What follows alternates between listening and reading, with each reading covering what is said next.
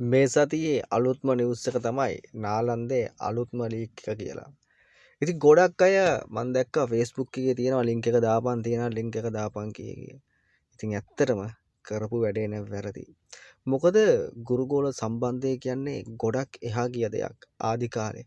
ඉස්සර අපි ඉස්කෝලේ කාලේ ගුරුවරයෙක් දැක්ක ගමන් බය හිතලා පන්තියට දුවන් එන කාලේ අද කොහොමද මේ තත්ත්වය යන්නේ? ඉතින් මේ ගොඩක් කට්ටිය කියන සල්ලි වලට තමයි මේ වැඩේ කරේ කියලා. නමුත් ඊට එහා ගිය දෙයක් මේකේ තියෙන්න ඕන අනිවාර්යෙන්ම.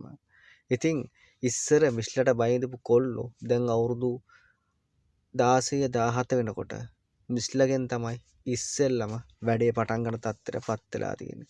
ඉතින් ඔයාලා බලන්න මේ දාන Facebook එකේ කතන්දර ඔන්ලයින් භාෂාව උගන්වන ටීචර් කියලා. ඉතින් කොහොම වුණත් මේ ශිෂ්‍යයා ප්‍රධාන ශිෂ්‍ය නායකයා නාලන්ද ඉස්කෝලේ හෙඩ් ප්‍රිපෙට්. ඉතින් ඉස්කෝලෙන් දැන් නිරපාය හැරලා කියලා තමයි කියන්නේ. මේ සිද්ධියෙන් පස්සේ මේ ටීචර්ස්ලාත් මාරු කරලා කියනවා මේ කතාව මීට සතියකට විතර දෙකකට කලින් තමයි මේ කතාව එළියට ඇවිල්ලා තියෙන්නේ. ශිෂ්‍යයා සියයට පැමිණිලි කරලාත් කියලා සමාජ මාධ්‍ය ගිහලා තියෙනවා ඊට කලින්.